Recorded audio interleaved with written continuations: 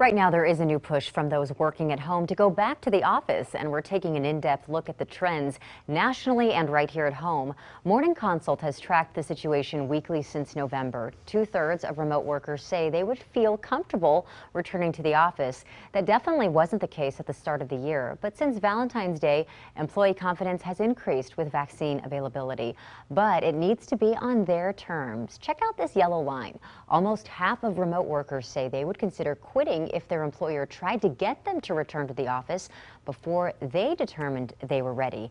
There's a high receptiveness to working remotely. A majority of those surveyed not only say they enjoy it, they are more productive and would like to apply for jobs that offer it as an option.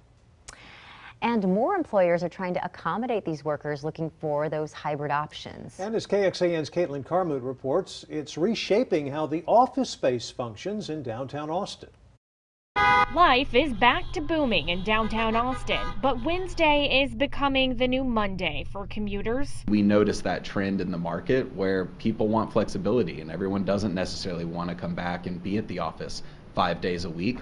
Alex Gold is the sales manager for Firm Space, a co-working space downtown, a company that took a hit last year, but not now. We really noticed when we hit April and May. I mean, we went from 75 to 80 to 85, 90 within 6 weeks to 2 months.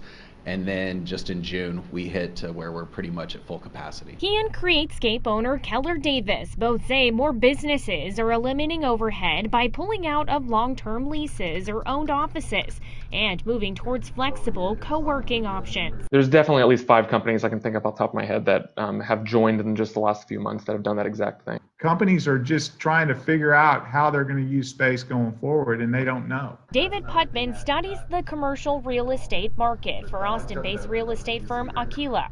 He says despite lingering uncertainty, professionals looking for flexibility are finding they have options. In some cases, people have moved. They're not even in the same city where they once worked. And so, you know, that's going to be interesting to see how that unfolds. Even so, the Downtown Austin Alliance says there are fewer office spaces available than there were during the first quarter. And there is increased interest in people looking to sign office leases. Caitlin Carmoot, KXAN News. Numbers show the occupancy rate in downtown Austin right now is down nearly 20% from pre-pandemic levels. For Austin as a whole, it is down almost 8%.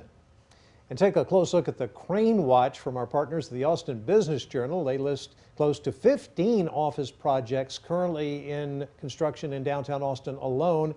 They'll continue to list all of the building projects across the Austin area. We have a link for you that covers all this. You can click on now at kxan.com.